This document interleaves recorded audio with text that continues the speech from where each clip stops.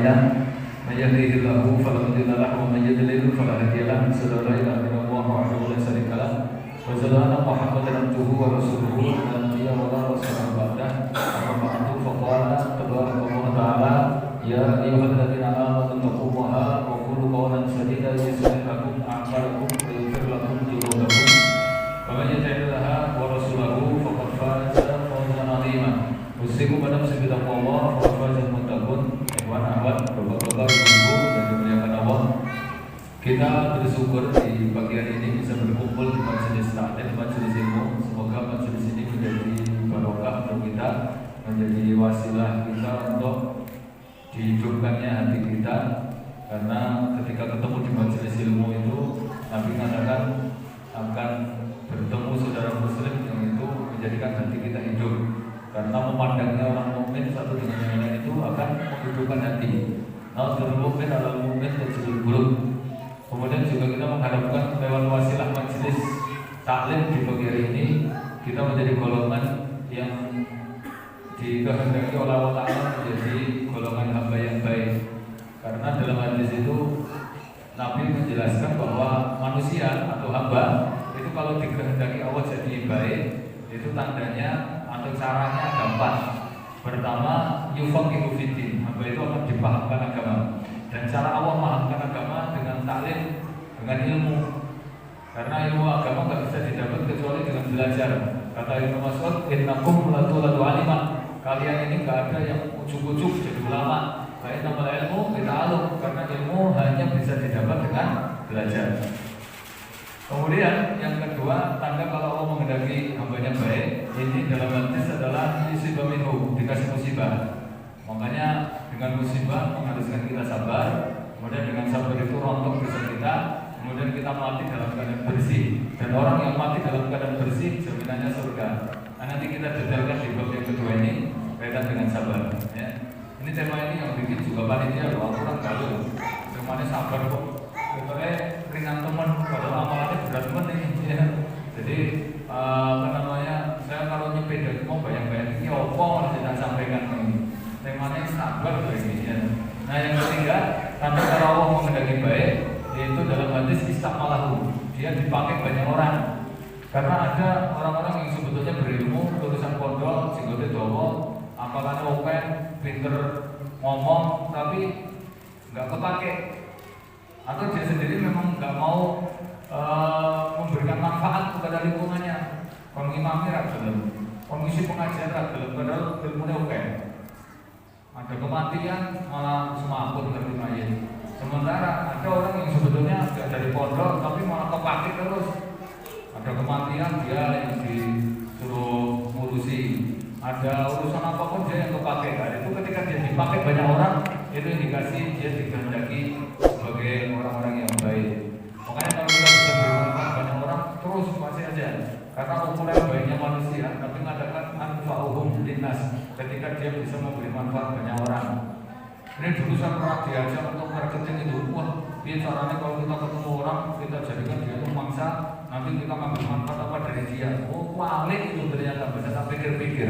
Karena harusnya dalam Islam itu kita ketemu seseorang itu bukan caranya kita ngambil manfaat dari orang itu, tapi harusnya apa yang bisa kita berikan ke orang itu supaya dia bisa ngambil manfaat dari kita. Kita bisa memberikan manfaat apa untuk mereka gitu loh.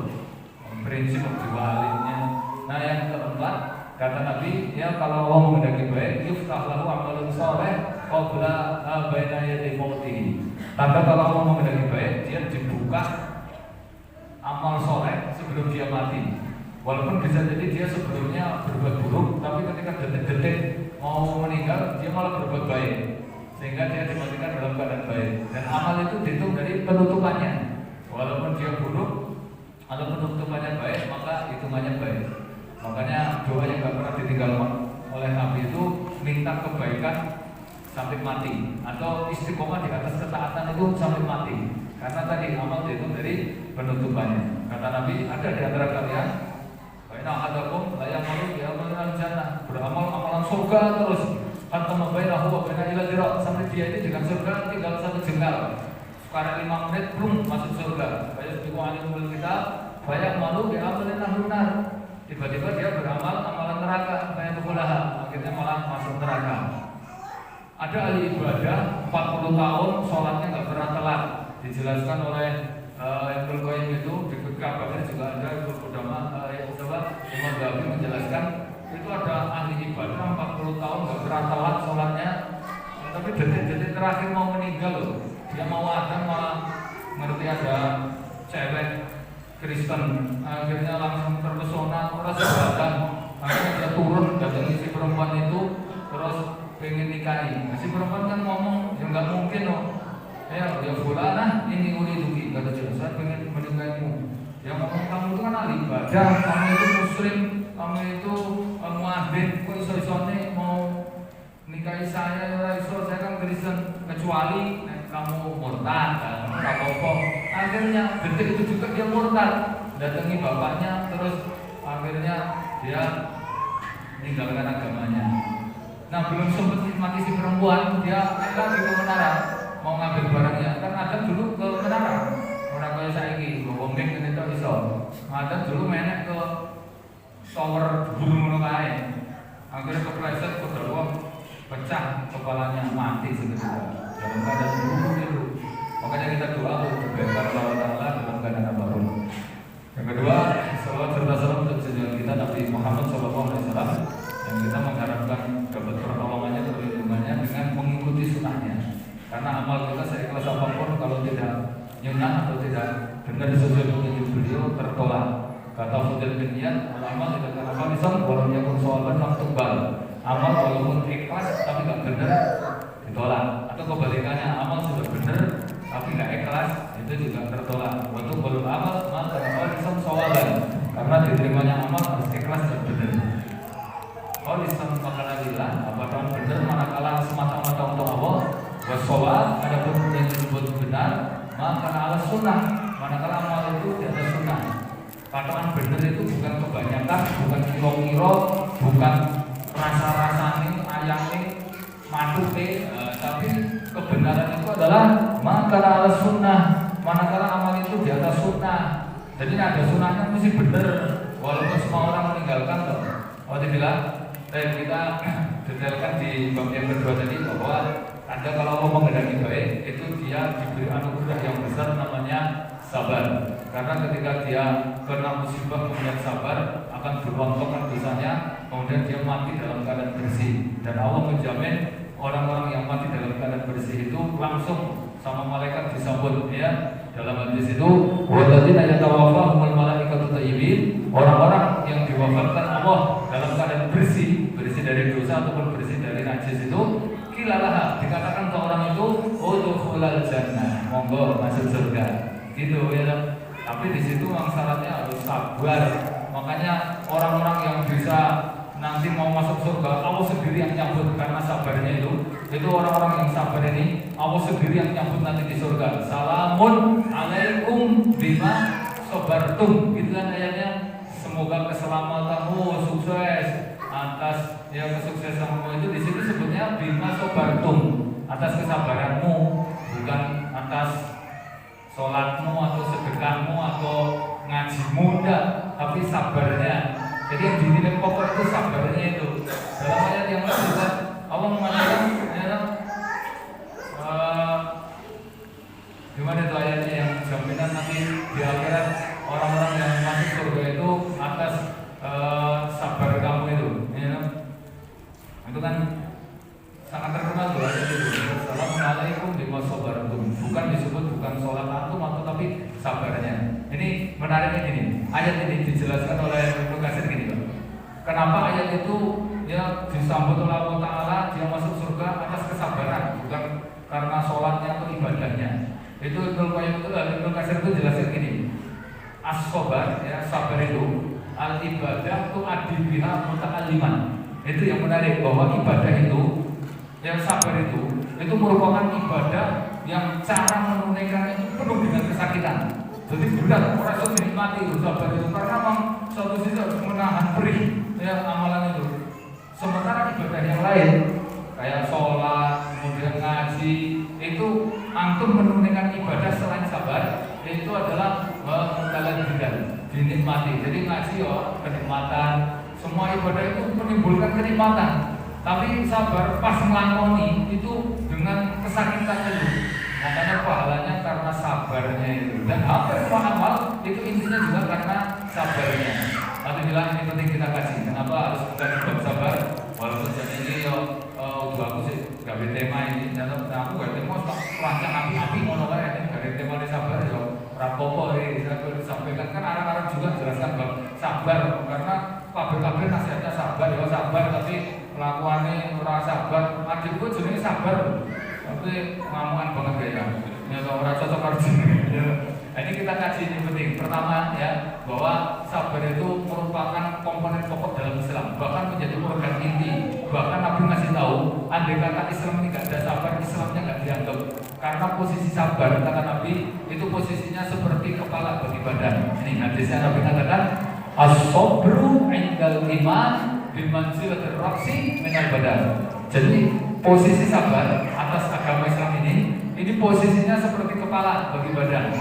Antum bayangkan badan manusia ini ya ambon cacat iki koyo ngopo misale kabeh buntung to ora di tangan ora di kuping ora di sikil kabeh buntung kabeh coba nek ora di sikil ora di tangan iki berarti kan koyo gulu-gulu ngono iki kok enek sirahe cilik ngono lho itu tetap disebut manusia walaupun semua organ cacat sing penting masih punya kepala itu masih disebut manusia. Tapi coba antum cek, andai kata seluruh manusia komplit, tangan, kaki, kabeh organ komplit, nggak ada cuma satu tok kepalanya. Nah, ini kan jenenge malah udah manusia, ini jenenge gembung tanpa sirah. Kalau dulu saya pas kecil ada hantu jenenge Trindil ya toh, Trindil kan matanya boe ya, boe di tugel gulune terus karena sirah dipendem nang isor kasure, nang isor kamare. Akhirnya dia bunyi-bunyi, boe tok sirah bungki ngono kae ben aku kayak ngasih penting dari dia. Nah itu kita bayangkan gembung tanpa sirah artinya dia walaupun komplit dan dianggap sebagai manusia sama antum dalam beragama ini melakukan amal apapun nek nggak ada sabar nggak ada nilainya karena ternyata bisa diteliti hadis ini itu didetailkan oleh Ibnu Qudamah itu ya itu ternyata semua amalan tidak hanya hampir semua amalan mungkin kalau di persentase 99,9% itu semua amalan itu pada bab sabar, intinya sabar. Seluruh kerusakan intinya ya orang sabar. Kenapa pegatan? Ya kurang sabar. Kenapa anak sampai ada KDRT? Ya kurang sabar. Kenapa anak menduta pondok? Ya kurang sabar. Pokoknya kenapa gagal pendidikan anak? Ya kurang sabar. Kemudian hampir semua amalan ya intinya sabar. Contoh, coba ini yang peneliti. Apa definisi istiqomah? Menurut antum apa istiqomah? Istiqomah itu pokoknya konsisten gitu di atas kebenaran. Itu ternyata para ulama menjelaskan istiqomah itu bersabar di atas keimanan dan ketaatan sampai mati. Karena aku misalnya ngaji kayak gini, jadi orang betah ini disabar-sabar akhirnya jadi istiqomah. Jadi istiqomah itu bukan berarti orangnya nyaman banget. Bisa jadi dia itu sebetulnya kurang nyaman tapi dibetah-betah dan betah-betah dalam ketaatan. Itu namanya sabar. Antum bisa sholat walaupun sholat itu berat, walaupun jadi repot, tapi bisa menjaga sholat istiqomah tepat waktu di masjid terus walaupun berat. Itu namanya istiqomah. Coba apalagi definisi dalam Islam apa misalnya zuhud. Apa definisi zuhud? Zuhud itu mesti artinya meninggalkan dunia. Ternyata zuhud itu para ulama mendefinisikan ada unsur sabarnya juga, yaitu dia bersabar untuk meninggalkan apa yang dia inginkan pada bisa ya demi dialihkan untuk sesuatu yang lebih baik berkaitan dunia. Misalnya dia beli Alphard bisa, tapi cukup penternya dia tahun 2015 terus pena suspensinya pena dimana ini jauh Alphard tombol potongan juta ini gaji 200 juta dengan zuhud. Nah zuhud kan berarti bersabar padahal bisa kayak aku kan jadi kartu Alphard kan neng bojoku ora setuju masalahnya neng kena AC mumet ngono. Jadi orang masalah duitnya, duitnya orang masalah, orang duit kok jadi masalah. Ya itu akan tak pikir-pikir, ya ngomong tuh Alphard jadi larang-larang. Akhirnya malah sharing itu tak mau Alphard tak mau sharing gua aja. Terus pokoknya zuhud tuh gitu. Terus qanaah, apa definisi qanaah coba? Qanaah itu yang diteliti, ternyata intinya sabar, tidak nuruti keinginan yang tidak dia butuhkan. Misalnya dia bikin rumah kelompok 4 ini mirip dengan zuhud. Bedanya kalau qanaah itu dia nerima, sabar itu aja. Ini HP misalnya itu bentuknya apa tuh? Remnya wis seneng. Memori ini misalnya 128 likur, itu di apa? Terus ditawarin ini murah ini, orangnya rolas. Memori ini 500 giga. Atau saya mau tren ini apa mungkin? Terus qanaah itu aja. Motor wis ada itu terus apa model anyar mana sih NMAX mana itu dituruti ngasih kiamat orang bakal bahagia tuh. Qanaah itu iso sabar ngempet keinginan itu tadi. Antum coba definisi halim itu penyantun. Itu ternyata orang yang sabar ngempet emosi. Itu ada halim. Saja'ah, apa saja'ah? Pemberani. Apa definisi berani? Apa berani itu orang yang nggak takut? Enggak. Ternyata definisi pemberani itu ya takut tapi bisa sabar ngempet rasa takut. Contoh, ini satu orang Alawi.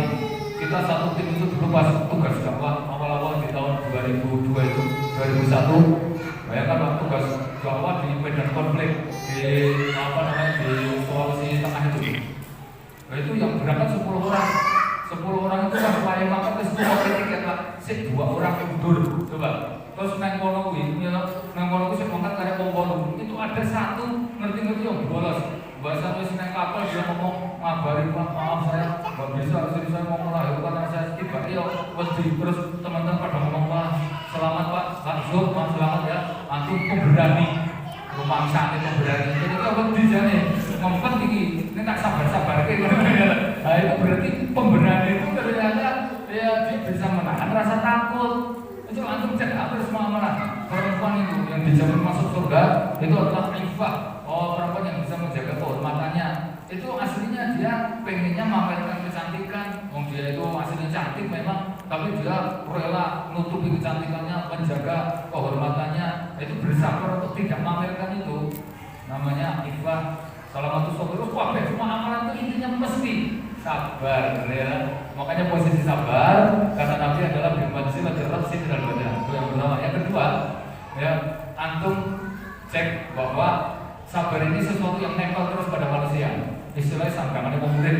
Kata Ibnu Qayyim, "Luzum lina sedaya penarbaan." Manusia itu pasti akan menyandang empat hal. Ini sangkangan murid. Pertama, yang menikmatan al-syukur, nikmat maka disyukuri. Yang kedua, yang kena musibatan falyasbir, musibah maka adalah sabar. Ya, jadi sabar itu keniscayaan karena musibah itu sesuatu yang pasti. Antum setuju apa setuju, antum ikhlas apa ikhlas, itu mesti kena musibah. Mau kena miskin, kena mati, kena tua, kena repot, pokoknya sesuatu yang pasti lah. Ya antum misalnya nih, apa repot saya bakal mati, bakal lorong, mesti. Kata Nabi itu kalian pasti mati, tua, repot dan apa sakit. Nah, itu pasti, makanya mumpung bisa, mumpung luka, mumpung sehat, dibolke untuk ketaatan. Nah, itu berarti musibah itu perkara yang selalu nempel, maka otomatis sabar itu menjadi solusinya. Tuh, pas itu nikmat maka adalah syukur. Terus yang kedua musibah adalah sabar. Yang ketiga taat maka adalah kita istiqomah. Kemudian yang keempat ini yang mesti kena pada manusia itu dosa. Yang benar dzunuban fal yastaghfir maka adalah istighfar. Maka kalau antum ini punya 4 amalan itu, Pak. Sabar ketika musibah, syukur ketika nikmat, istiqomah ketika taat, dan istighfar ketika dosa. Dalam keadaan apapun, antum selalu berada di atas kebaikan dan itu kendaraan menuju surga. Kata Umar bin Khattab, "La ubali, saya itu gak peduli apapun yang menimpa saya, mau kaya, mau miskin, mau jelek, mau sakit, mau lapang, mau sempit, ya, karena ya keempat-empatnya ini menghantar saya ke surga." Nah, ini pas lugar nikmat itu kita pakai kendaraan syukur itu menghantar ke surga. Kalau pas susah, pas sedih, pas miskin, pas kena sakit, sabar, sabar juga menghantar ke surga. Kalau pas kita melakukan taat dijaga istiqomah itu sampai mati. Kalau dosa tinggal ditutup dengan istighfar. Apa yang bikin susah lo langsung jadi wong beriman lo. Sedih-sedih lo ngaji ulatan apa ceria-ceria lo. Buat diminum itu. Oh, diminum. Aku toko ngasih di mogak-mogak baru mobil lo gitu langsung maju ini. Biasanya kita telat jam setengah 10 mau jam 9 tempat temen ngono lho. Kok bisa tempat-tempat ngono pengajian ibu malah kebosi. Biasanya ini aku kasih kan. Nek kulino telat kene kasih dulu. Gandeng tak pas-pas malah telat iki mau. Makanya nek iso udah telat meneh berarti kelirunya double. Nek keliru kok double kan yang mau wis keliru telat, ini nutupnya kudu tepat waktu itu. Jadi gitu ya. Jadi intinya yang kedua sabar itu keniscayaan sesuatu yang belum pernah kudu sabar. Nek antum merasa sabar mah rugine double teh. Misalnya kena musibah, anak mati, motor hilang, terus rasa sabar, nangis-nangis, jabat-jabat, gejol-gejol, sira jutus-jutus ke tembok, malah rugi no. Rugi itu dosa. Kedua pahala hilang. Yang ketiga musibah yang tetap kena. Memangnya terus kalau kita nangis-nangis sampai nyahak kayak gitu terus anaknya urip meneh, terus motornya balik meneh, kan ya ora. Artinya musibah itu sesuatu yang mesti belum pernah kudu gitu loh. Makanya kalau nggak sabar, ya malah rugi problem. Tapi kalau antum sabar, itu Allah akan berikan pahala yang sebanding dengan itu. Makanya doa orang yang kena musibah itu dengan gini. Allah gimana doanya itu? Allahumma ajir. Kalau antum kena musibah kan doanya Allahumma ajirni fi musibati wa akhirni khairan minha. Gitu kan? Ya Allah, berilah pahala yang sebanding dengan musibahku itu dan gantilah aku dengan sesuatu yang lebih baik. Nah, antum sabar, maka Allah memberikan pahala sebanding dengan itu. Misalnya Megapro hilang sabar, antum dinilai sedekah 1 juta. Nah, Megapro asli kayak buku kayak mesin KBKB second yo 5 juta karena antumnya second. Nah, antum dua anak meninggal terus sabar, apa? Itu berarti antum dapat pahala senilai anak itu. Antum ngerti nilai anak berapa? Misalnya anak antum kepalanya dijoli emas 1 kilo, mana boleh tidak? Atau anak antum bisa dibagrol harganya, nanti tak kisah lihat loh anakmu, nyata. Kan mesti nggak boleh loh. Itu berarti harga anak kelihatan itu. Terus nih antum punya anak mati, terus antum sabar, itu antum diberi pahala senilai itu. Ini ada nih yang pernah sedekah 1 miliar ada. Kita kira loh. Nih antum sabar punya anak yang meninggal tadi, nilainya sedekah 1 miliar lebih, bahkan lebih karena nilainya senilai dengan anak itu. Allah. Makanya doanya orang yang punya anak terus meninggal itu kan doanya Allahumma ja'alhu fardhan wassalaman. Semoga ini jadi tabungan simpanan pahala. Orang pahala ini gede banget itu. Terus nggak usah sedih. Imam Mutarrif itu jelaskan gini. Ketika anak kita meninggal, dia kan pernah ngalamin anaknya masih balita meninggal. Wah dia itu langsung mandi pakai baju bagus, kemudian dia nyambut tamu yang pada taksiah itu dengan gembira sampai tamunya bergumul. Ini jadi anaknya mati tapi kok sumringah teman, kita gembira teman. Apa kata beliau? Apa yang buat saya sedih? Coba anak ini dia tidak bilang itu cuma beda keberangkatan. Kemudian dia pindah, dia tidak mati tapi dia pindah dari tempat yang hina yaitu dunia menuju tempat yang tinggi yaitu akhirat dan di surga dia. Karena jelas pasti masuk surga. Nah kita kan mau mesti masuk surga, tapi kalau anak mati belum balik, orang yang insya Allah itu pasti masuk surga, pasti itu. Bahkan khusus untuk anaknya orang beriman jadi pelayan-pelayan surga, yaitu wildan muqalladun itu. Terus dia juga dimomong Nabi Ibrahim, orang seneng itu, nanti banget dimomong boe, di uneni ya, dimomong Nabi Ibrahim.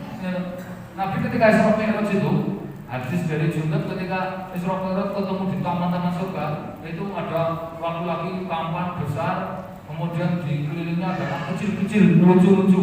Terus Nabi nanyain ke Jibril, ya Jibril, ya siapa ini? Kata Jibril siapa? Khalilullah, itu Nabi Ibrahim. Nah, terus itu anak kecil-kecil di sekitarnya itu kata Jibril gimana? Itu adalah anaknya orang-orang mukmin yang mati ketika belum balik. Nah, anaknya orang kafir dia masih nganggo ujian iman. Nanti kalau lulus baru masuk surga. Tapi kalau orang anak mukmin itu serang nganggo ujian langsung jadi pelayan surga itu.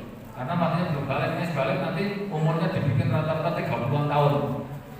Posturnya sama semua. Tapi kalau matinya masih kecil, dia khusus ya, jadi tetap kecil di akhirat jadi pelayan surga itu. Apa enggak seneng? Kata Imam Mutarrif begitu. Terus apa yang buat saya sedih lagi?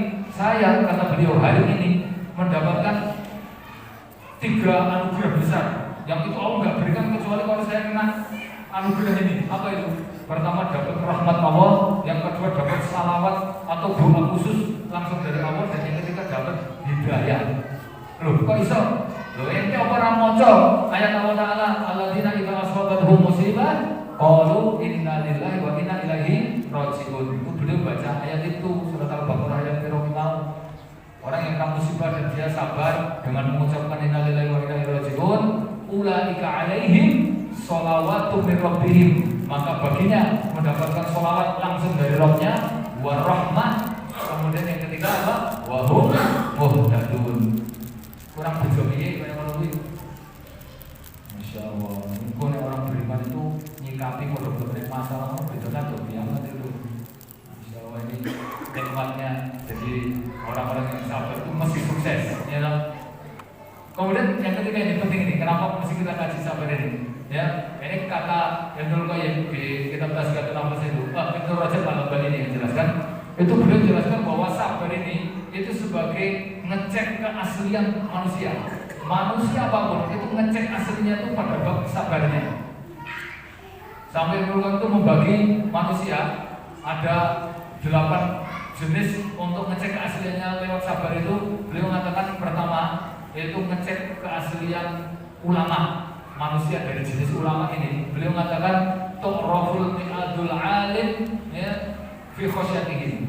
Ngecek kealiman seseorang itu adalah rasa takutnya dia untuk menahan dari dosa. Nah itu.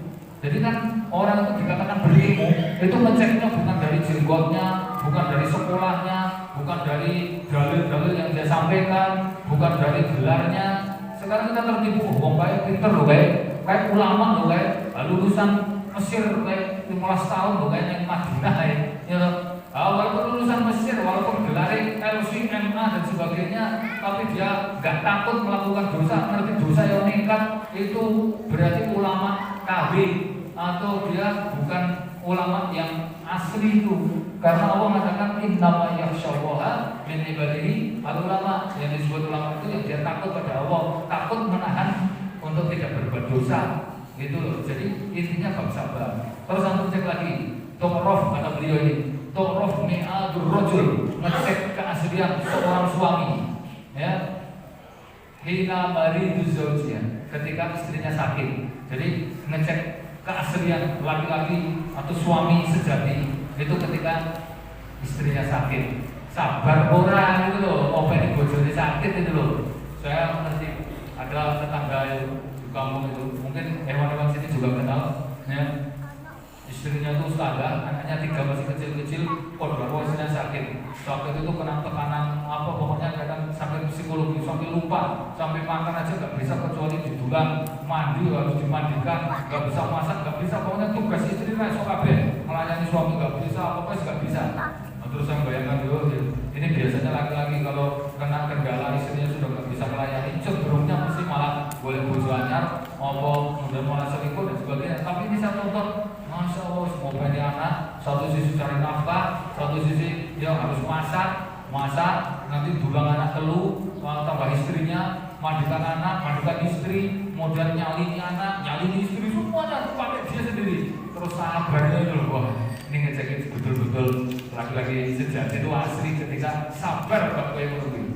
Nah perempuan kebalikannya, kata Ibnu Qayyim, wa tu'raful mi'atul mar'ah, ngecek keaslian perempuan hina faqiru zaujiyah, ketika ya suaminya miskin, sabar ora nahan kemiskinan suaminya. Karena fitnah terbesar perempuan itu duit.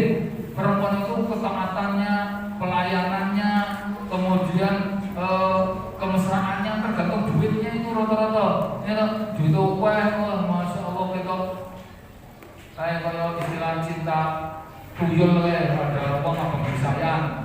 Kabar sekarang ibu istilah cinta pocong kan cintanya loncat-loncat kuwi. Ini cinta tuyul kuwi model ngono duit akeh ngono kok ada ngomongin sayang saya ada duit ya. Ketika suaminya miskin, terus ngecek lagi nih, ya wa tu'raf mi'adul ahliyah, kata beliau ngecek keaslian keluarga saudara hinal miros, ketika dia pembagian warisan, sabar enggak untuk tidak ngambil hak saudaranya, atau kalau hak dia diambil, dia sabar enggak untuk nerima kan gitu itu ngecek keasliannya dari situ itu. Masya Allah, ini detail banget ini satu persatu beliau merincikan satu buku.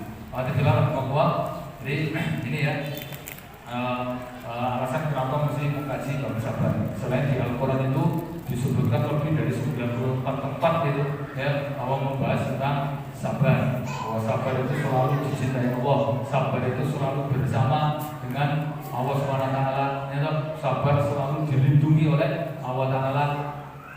Ini yang menarik ini, saya pernah buka-buka di Facebook itu ada salah satu hadis, cuman ini saya belum ketemu hadis itu, tapi pernah kita nukilkan bahwa ketika manusia ini dihisab oleh Allah Ta'ala, kemudian mereka melewati yaumul mizan, ya, itu saat itu ketika semua amal manusia ditimbang, nanti malaikatnya mengatakan, ya, aina man kana ajruhu 'ala Allah. Mana di antara kalian yang pahalanya itu langsung Allah sendiri yang hitung.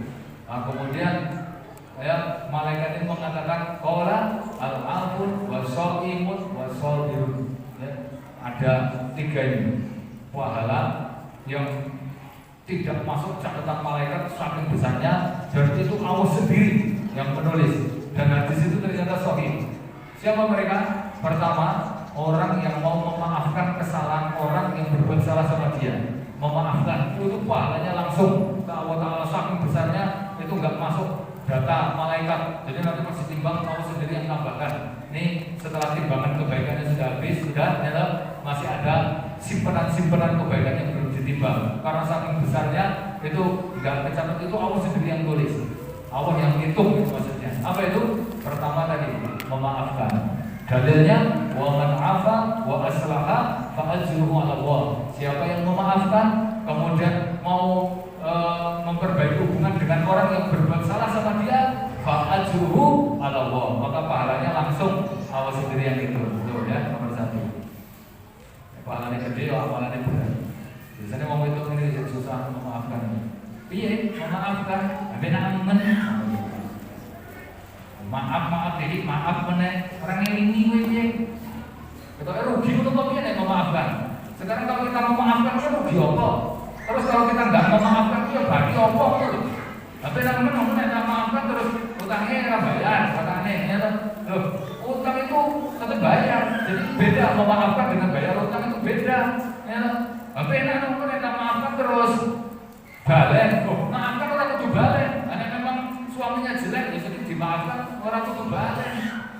Misalnya itu setan itu menakut-nakuti gitu, ketoke nek memaafkan itu rugi. Nek kita sedekah ketoke jadi bangkrut, nek kita merendah ketoke terhina. Padahal dalam hadis itu kan ada ya kata Nabi 3 hal yang itu logika kita sama hakikatnya itu beda. Pertama tadi, ma yatawaddu hadalillah illa rabbi. Tidaklah orang yang merendah tawadhu kecuali Allah malah tambah angkat derajatnya. Terus yang kedua, tidaklah orang yang bersedekah tidak berkurang duit yang kita sedekah kecuali malah bertambah. Mana maksudnya? Terus yang ketiga ini, wa ma yazidu 'abdin bi afwin illa 'izzan. Tidaklah orang yang memaafkan kesalahan orang kecuali tambah bahagia, tambah senang nantinya, tambah mulia. Memangnya kalau nggak memaafkan ya malah rugi dewe toh kan.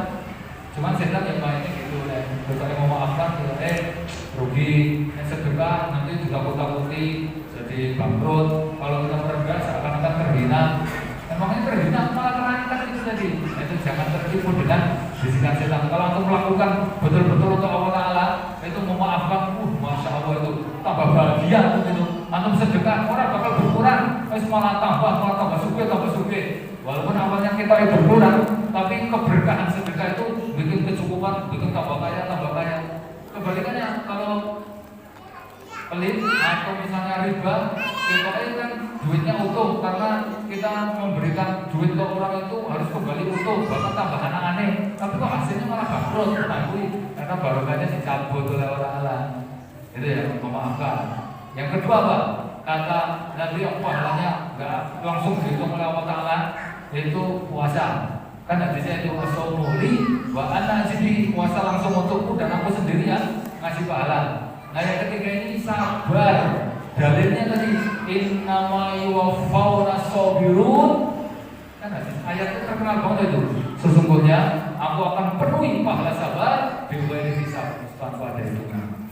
Nanti bila rahimahullah gitu ya. Guys, pokoknya saking besarnya pahala itu Allah memenuhinya itu langsung catatannya sendiri. Jadi nanti Allah yang nyimpen. Ketika ditimbang amalnya itu nanti Allah akan tambahkan. Itu cuman gini, sabar ya itu terbagi dua. Ada sabar ikhtiari. Sabar ikhtiari itu sabar yang kita ini bisa milih. Bisa milih itu maksudnya aku bisa konsisten ya sabar itu, atau bisa milih nggak sabar. Sama yang kedua namanya sabar ikhtidori. Apa sabar ikhtidori? Ikhtidori itu sabar sih gelem ra gelem kudu sabar. Sabar sih nggak ada pilihan. Sabar kepepet. Contoh melarat. Melarat itu kan gelem ra gelem kudu sabar. Ada sabar ngomong, ada sugih itu dia bisa milih borong pahala atau borong dosa. Itu kan sabar dia bisa nuruti maksiat, bisa foya-foya atau menghambur-hamburkan harta, atau dia sabar dia nahan hartanya hanya untuk kebaikan. Makanya sabar ikhtiari lebih berat dibanding sabar ikhtiari. Karena kalau sabar ikhtiari itu bisa milih, sabar ikhtiari tidak. Makanya ini menjadi dalil sabarnya Nabi Yusuf ketika dijanjina sama perempuan majikannya itu, ya istrinya siapa dalam ayat itu Aziz al-Aziz itu, ya itu jauh lebih berat. Kata Allah Ta'ala itu dalam surat Yusuf itu dibanding sabarnya beliau ketika dijeburi sumur. Padahal di dalam sumur itu orang kok sedikit loh Pak. Dalam riwayat itu ada yang menjelaskan sampai 7 hari, ada yang meriwayatkan 5 hari baru ketemu dan ditolak. Kok bisa sumes mengelimang dino rane roti rane panganan malah mobil luwe mobil apa mobil sumuk adus.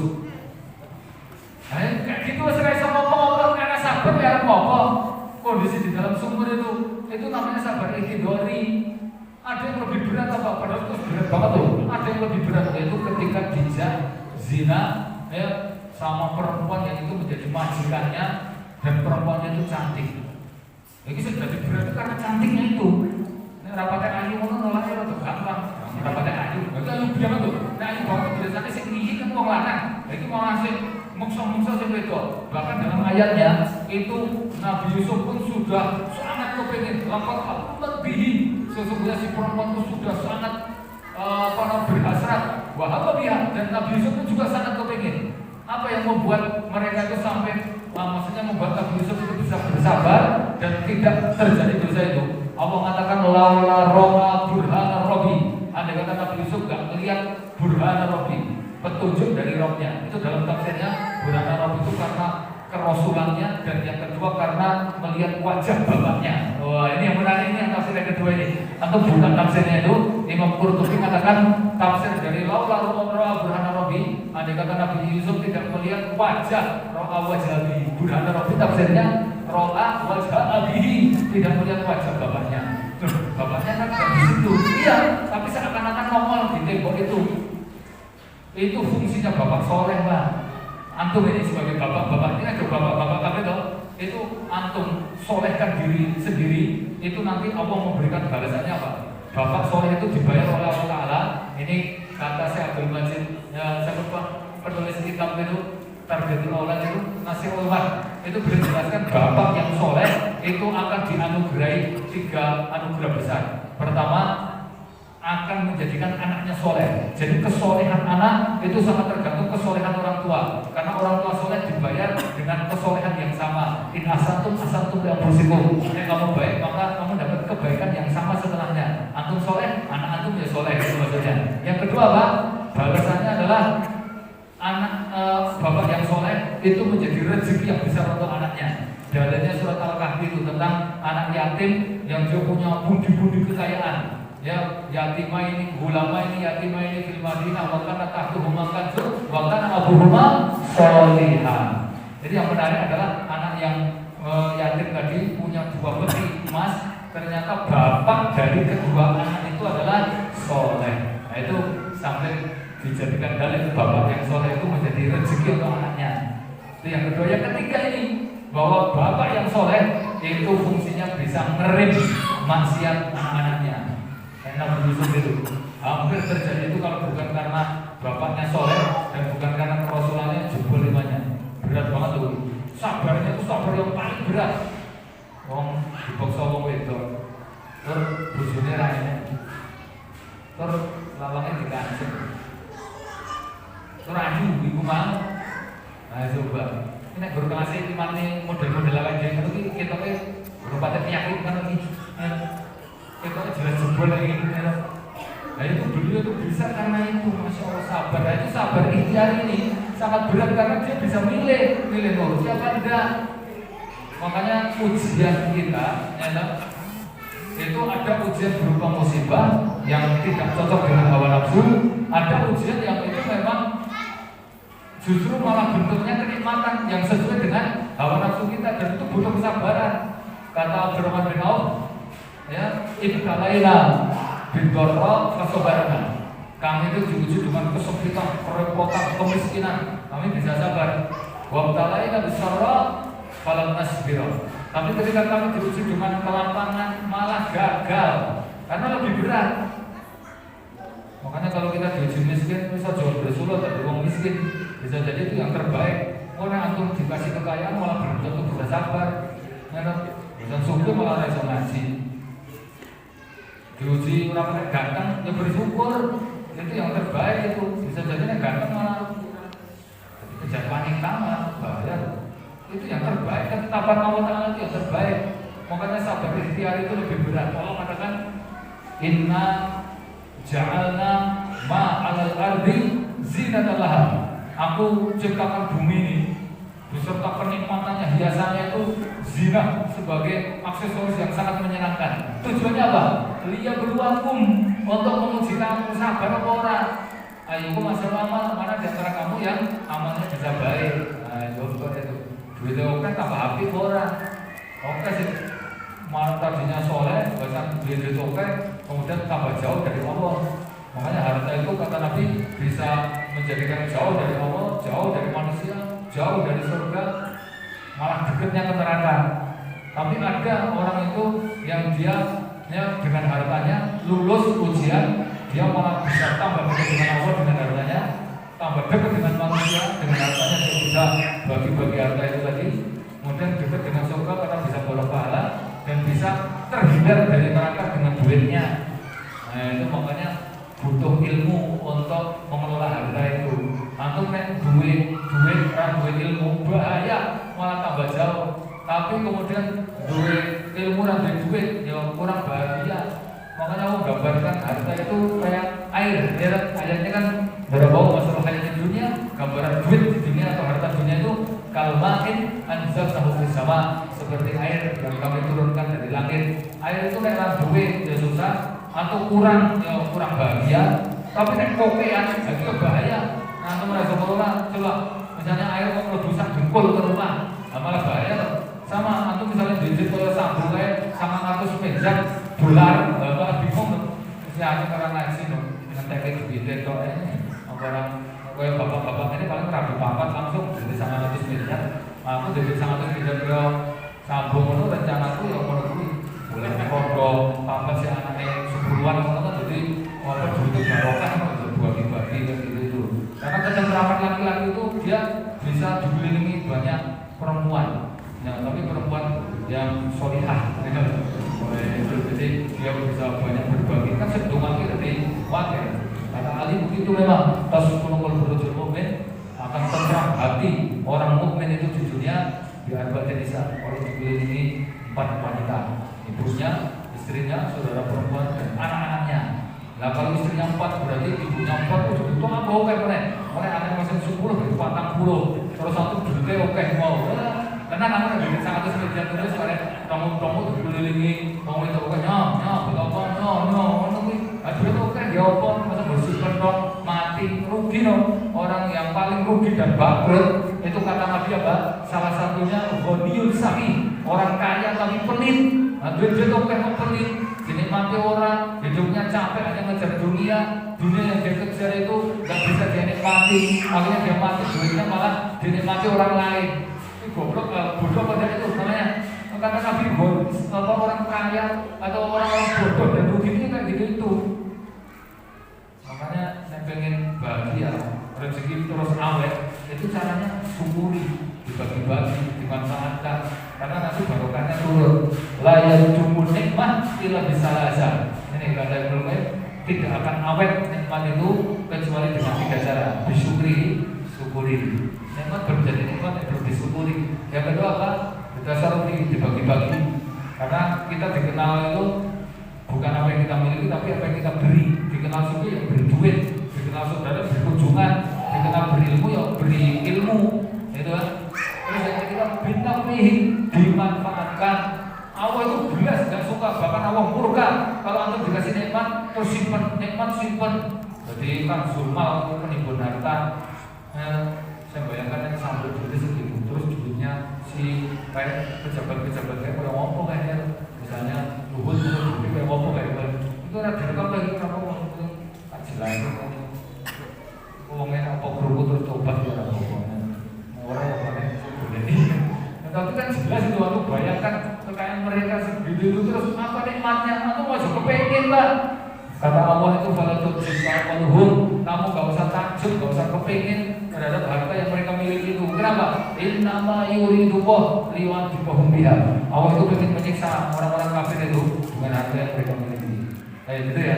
Jadi sabar intinya ada dua tadi. Sabar yang sesuai dengan keinginan kita. Maksudnya kita bersabar atas sesuatu yang memang kita itu kepingin kayak gitu, tapi bisa gunakan untuk kebaikan apa enggak. Itu namanya sabar ikhtiari, dan itu lebih berat karena ketika dikasih kaya atau nggak bisa bersabar dengan menggunakan harta untuk kebaikan, itu jadi malapetaka itu ya. Ada sabar yang kedua, sabar ikhtiari, sabar yang memang kita itu belum ragu untuk sabar karena kita nggak bisa pilih. Ketika antum kena ujian yang kedua atau musibah ini ya, maka langkah kita ini ada etika-etika atau adab ketika kita kena ujian berupa musibah, kan kita diharuskan sabar itu dari tadi. Itu paling tidak yang mesti kita lakukan ini etikanya atau adab-adabnya ketika kena musibah. Pertama, kata beliau itu dia memang harus sabar. Dan sabar itu di pukulan yang pertama. Ini kita sendiri loh, ya sabar menurutkan, tapi praktek ini mau loh, jadi susah. Dan anak mati, sabar masih sabar ya, sabar. Aku kan rasanya aku ingin menunggu. Mungkin sekali kita gitu karena ini pernah terjadi loh. Ada perempuan itu pas anaknya meninggal, sahabat yang anaknya meninggal itu, kemudian ketika dia nangis ini, Rasulullah datang, terus sudah nyata sabar, nyata kata Nabi Fajr itu Allah semoga memberikan balas yang lebih besar dari itu dan Allah mengganti yang lebih baik. Dia tuh gak nengok, itu saya ngomong Nabi itu dia gak nengok, saking sedihnya. Ya sabar-sabar kamu gak ngalami seperti yang saya lakukan. Terus ya sudah, berarti kamu seperti apa yang kamu merasakan. Akhirnya ketika Nabi pergi, dia kurang ngerti, saya ngomong itu mau sopo loh, mau Rasulullah, wah dia ya Allah, itu Nabi loh, dia minta maaf. Nabi saya nggak ngerti, tiba-tiba jenengan tuh kata Nabi apa? As-sabru inda sadamatil ula. Sabar itu ketika pukulan pertama, hanya ini kedua, ketiga, ini ganti dino, ganti bulan, masih sabar. Masa semakin kembira-kembira, masih kemudian jabat-jabat rambut masih ragus ketung dino, bahasa nulis sesasi. Nangis masih kiri-kiri menurutnya, dia benar, menurut sabar. Orang nganggur, sabar bahasa tulis pirang-pirang dino sabar itu ketika pas pertama itu loh. Makanya etikanya sabar, jemput, ya menahan. Paling tidak kata Ibnu Qayyim itu ini mendefinisikan, ya tetap tenang dengan menjaga adab. Ya, itu bentuk sabar itu dia tetap tenang, menjaga adab. Terus yang kedua dia tidak menyelisih sesuatu yang disyariatkan. Nah, itu bentuk sabar itu tetap jiwanya tenang, tidak menyelisih adab, ya, mulutnya tidak ngomong kotor, tidak merantap, tidak niat. Itu karena ini amalan hati nggak bisa dikelihatkan, itu nggak bisa. Nah, yang kedua ini, kalau antum kena musibah itu, etikanya kadang harus satu sabar. Yang kedua, biar antum tenang, caranya gampang. Antum tonton nikmat yang lain yang lebih banyak, atau antum melihat orang lain yang kena nikmat yang lain, pokoknya yang lebih banyak. Itu nanti insya Allah membuat kita bisa lebih bersabar, bahkan lama-lama bisa bersyukur. Level orang mukmin yang tertinggi, ya, dia itu bisa menggabungkan antara sabar dengan syukur. Karena orang itu kalau imannya bagus, sebenarnya kalau kena nikmat, kena musibah saja, dia itu sabar awalnya, habis itu dia ridho, habis itu level tertinggi bisa syukur. Coba, kalau antum kena musibah apapun tetap ada hikmahnya, makanya perlu disyukuri. Misalnya anaknya mati, tetap disyukuri. Maksudnya sabar sih, ridho, terus habis itu bersyukur. Karena bisa jadi, kemudian anak ini gede malah jadi pengkhianat, atau bisa jadi dia durhaka, tetap ada hikmahnya. Atau misalnya motor kita hilang, atau kita kena musibah, itu hikmah di balik itu banyak banget itu yang membuat kita harus bersyukur intinya itu. Oh ternyata dengan sakit ya menjadikan kita bisa aktif ke masjid. Tadinya pas dia berusaha itu gak pernah kenal Allah Ta'ala, itu perlu disyukuri. Itu tidak bersyukur menurutnya. Dan orang yang masih orang itu malah maksiat terus. Pokoknya levelnya itu yang kedua tadi bisa nonton nikmat yang lain sehingga kita kemudian lama-lama bisa bersyukur walaupun kena musibah. Misalnya ini, antum jempolnya kecepit, itu antum fokusnya itu jangan jempolnya terus ditonton yang lain. Berisi kan enak 20 tuh, harusnya ditonton sih lah. Cuman sifat dasar manusia itu fokusnya itu kepada masalahnya itu tadi. Kata Ibnu Katsir gini, ya, dua sifat dasar manusia, yunsi nikmatul rabbi wa ta'udul masail, suka lupa terhadap nikmat dan suka ingat-ingat musibah. Jadi antum misalnya contoh ini, antum punya teman jumlahnya 1000 itu dukung semua, cinta dan membela kita semuanya. Cuma di antara 1000 itu ada satu orang yang benci, molok-molok, menjatuhkan, ngelek-ngelek. Kira-kira antum itu pikirannya ke 999 orang yang dukung kita atau ke satu orang sing elek-elek itu. Antum harus turun mikir, piye ya kancaku kok elek-elek aku ya. Aku kleru apa ya? Wong duwe kanca 900 sama itu lho dukung kabeh. Itu antum ora pikir ki malah mikir ki wong sitok mau sing dukung. Kok pikir ki sing dukung ki mau lho. Sama antum kejepit jempol kuwi. Kok dipikir ki driji 19. Kalau saya dipikir jempol wae. Karena jerawat telu ngono iki nang pipi, saya dipikir jerawate irunge mripate terus untung. Masalah ada loh kasus di Pasuruan itu dulu saking namanya masa bunuh diri gara-gara jerawat, ya saking mudengnya loh itu. Nah, makanya caranya supaya bisa menggapai kesabaran itu yang kedua tonton nikmat yang lain yang lebih besar. Yang kedua itu, yang ketiga apa? Ini langkahnya biar kita bisa mendapatkan anugerah sabar itu. Antum tonton orang lain yang kena musibah lebih besar. Waktu lagi sadar, tiba-tiba awal dewi orang dewi yang mengalami masalah kayak kita ini, sebelum kita ini ternyata ribuan orang yang kena masalah lebih parah dari kita ternyata. Itu yang membuat kita harusnya lebih sabar.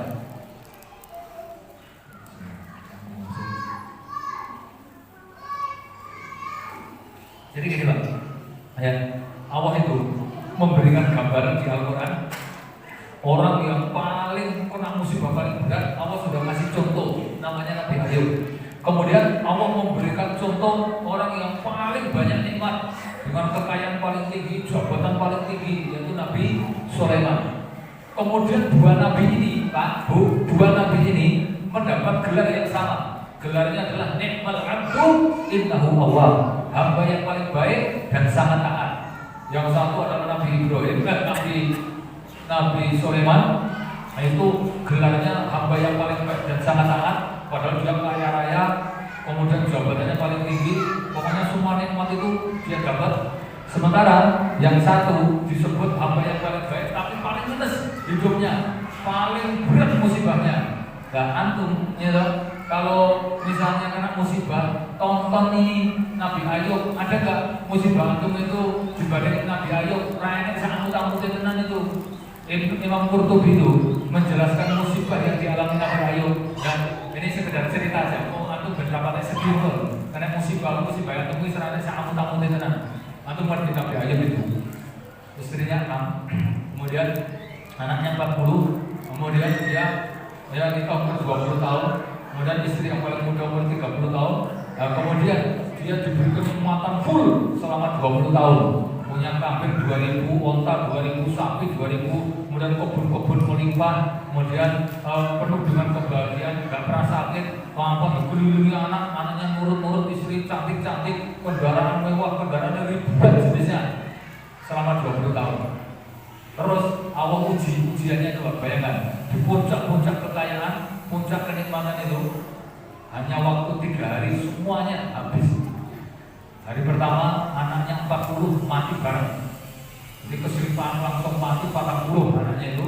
Hari kedua semua asetnya, kendaraannya, binatang ternaknya, kebunnya, rumahnya kebakar semuanya. Dan sekarang ini mobil 2000 unit, kemudian rumah, BPKB, sertifikat, berangkas, kelambi, pokok kabeh tek. Coba. Jadi gelandangan dan dua pokok. Anaknya mati gelandangan. Hari ketiga beliaunya sakit. Semua sakit yang dialami manusia belum alami. Sakit orang berjobo jeruk, Oleh ini nggak ada 1 senti pun yang nggak pernah sakit. Kemudian semua organ dalam sakit. Sekarang ya ginjal, liver, usus, pankreas, kemudian terus kabeh kena paru-paru, kabeh kena penyakit. Nah, coba, ada nggak manusia yang ujiannya lebih berat dari itu? Hari keempatnya, ya dari ke-6 istri yang 5 minta cerai, kabeh. Hanya 1 yang bertahan. Insya Allah. Bukan Nabi, mesti bunuh diri. Beliau tidak pernah mengeluh sama sekali, nggak pernah menatap, bahkan mencela Allah Taala, bahkan sambat aja. Padahal boleh loh, misalnya bersulung tapi ke Allah Taala, ya Allah, ini ke Allah Taala loh, boleh. Sambat tapi ke Allah Taala itu boleh. Tapi beliau itu nggak pernah. Sampai istrinya sih betah saking puncak-puncaknya. Karena suaminya sudah gak bisa kerja, Nabi gak bisa kerja, akhirnya dia dunia untuk makan itu jual rambutnya, ya toh. Sampai kemudian tetap orang itu juga nggak mau. Terus dia ngomong, kamu itu bukan Nabi, kamu kan Nabi loh, buat doa loh supaya kembali. Kalau lagi ya dapat kemudahan. Ini kondisi sudah betul-betul kritis kita ini. Apa kata Nabi Ayub? Kamu boleh penak bareng saya itu berapa tahun? Ya 20 tahun. Nah, terus kamu mengalami rekoso kayak gini nih berapa tahun? Ya 18 tahun. Nah, aku sih pulang 2 tahun. Akhirnya setelah hari ke tahun yang ke-20 itu Nabi Ayub itu berdoa. Terus doanya orang minta kesehatan, minta dikembalikan, ya Allah duit, ya udah doanya wa Ayyub inna rabbahu anni masani dharra wa anta arhamur rahimin. Dan ingatlah ketika Nabi Ayub itu mengalami ujian yang begitu berat, ya begitu panjang, terus dia berdoa anta arhamur rahimin, gitu toh. Ya Allah, Engkau Maha Penyayang. Terus ngerti dewe itu kan, Nabi Ayub itu enggak malu untuk nyebut ya Allah, saya minta duit, minta rezeki, minta anak lagi kembali, tidak. Engkau Maha Penyayang, gitu. Allah ngerti langsung, fastajabu lahu wa atahu ahlahu wa mislahu. Maka aku langsung kabulkan semuanya. Ya toh, aku kembalikan semua hartanya. Wa mislahu, bahkan yang semisal lagi dengan itu 2 kali lipat. Akhirnya aku ngerti, anaknya dari orang burung, terus bojone 12, sapine 4.000, wedhus 4.000, unta 4.000, kebun-kebun, wah puluhan kali lipat. Masya Allah. Sakitnya itu obatnya ternyata kata Allah untuk beri, silakan kamu engklek dengan kaki kirimu itu waktu masyarakat itu, kemudian waktu tesil gimana ya, dan kamu mandi terus minum air dingin. Obatnya berteluh, engklek, adus, kalau mobil baju putih langsung sembuh. Itu Nabi Ayub. Dan ada nggak pengobatan yang lebih remeh mengalahkan Nabi Ayub? Makanya jadi pelek terapi, kadang-kadang terapinya bersepele kok mari. Nabi Ayub aja berengklek mari loh. Masya Allah. Itu supaya kita bersyukur. Antum musibahnya tuh karena samur-samur dibanding Nabi Ayub. Itu aja Nabi Ayub dinobatkan sebagai hamba yang paling baik, gak pernah berkurang ketaatannya, dan dia masuk surga lewat jalur ahlul musibah. Ya, ahlul musibah itu masuk surganya dari golongan orang-orang yang kena musibah. Sementara Nabi Sulaiman itu nanti dinobatkan oleh Allah Ta'ala masuk surganya lewat ahlul afiyah. Karena kita Pak, orang-orang di dunia itu dia soleh, sama-sama masuk surga, sama-sama ahli ibadah, tapi yang satu kaya, nggak pernah sakit, anaknya nurut-nurut, bojone ayu-ayu, ketempul, bocapul, dompetpul, kotapul, kabehpul, nggak tahu loro, ini ahli ibadah. Masya Allah, itu masuk surganya lewat ahli afiyah. Itu kayak Nabi Sulaiman, kawin biro. Nah sementara ada orang yang masuk surganya lewat jalur musibah. Dia padahal ahli ibadah, tapi yang miskin, ya kemudian sering sakit-sakitan. Ya itu nanti sama-sama masuk surga di akhirat. Cuma di akhirat itu ada perbedaan. Untuk ahli musibah, ya mereka yang masuk surga lewat jalur sabar ini, atas musibahnya itu, dia nanti masuk surganya ditambahi ada 3 unggulan nih, keunggulannya. Jadi orang yang sama-sama masuk surga, alul afiyah sama alul musibah, itu alul afiyah dimasukkan surga dengan alul musibah yang dimasukkan surga itu dibedakan. Untuk alul musibah dia dikasih 3 keutamaan yang itu tidak diberikan kepada alul afiyah. Padahal dia juga masuk surga, wong sugih juga masuk surga. Apa keutamanya? Yang pertama takdimah, didahulukan. Jadi nanti wong melarat, wong sering kena musibah itu masuk surganya lebih dulu dibanding orang kaya yang masuk surga juga. Selisihnya 500 tahun. Kan hadisnya itu disebut tahar, separuh hari. Hanya 1 hari di akhirat sama dengan 1000 tahun di dunia.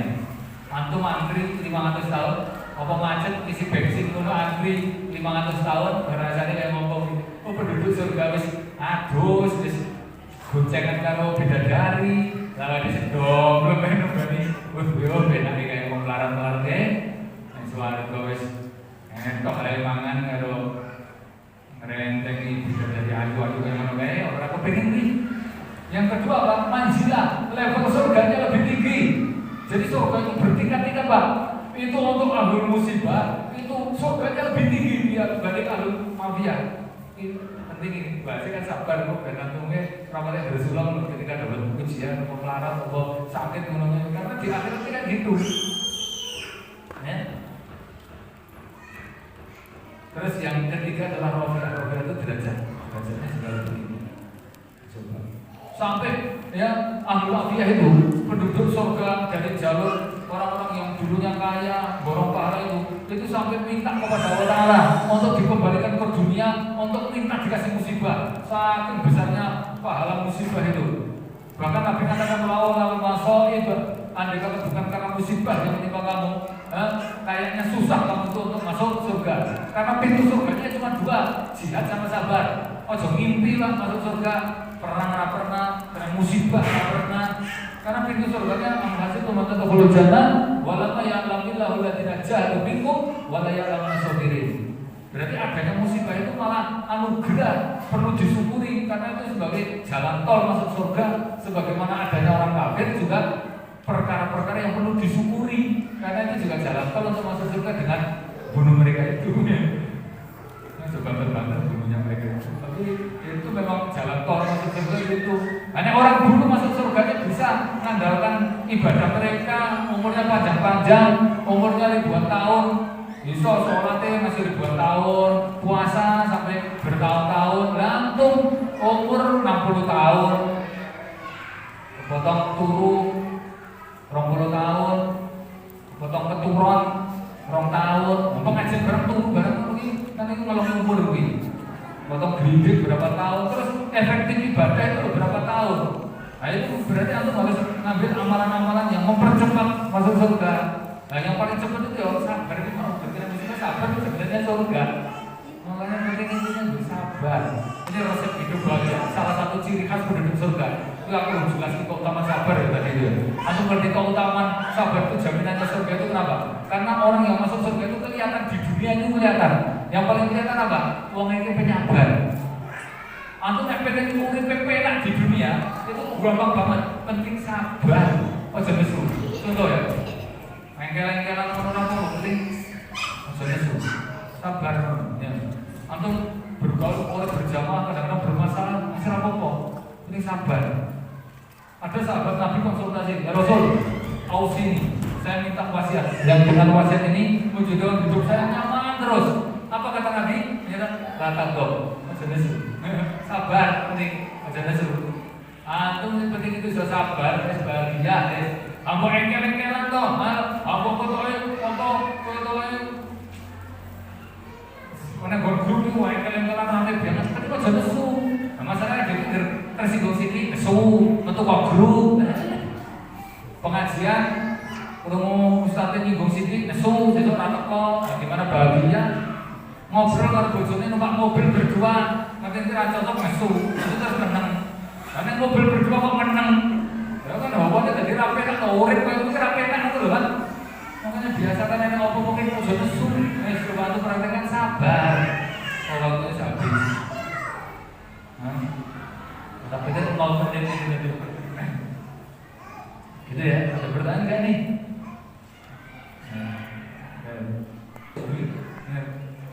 Intinya itu juga praktek, karena ilmu nggak akan bermanfaat kalau nggak dipraktekkan tidak.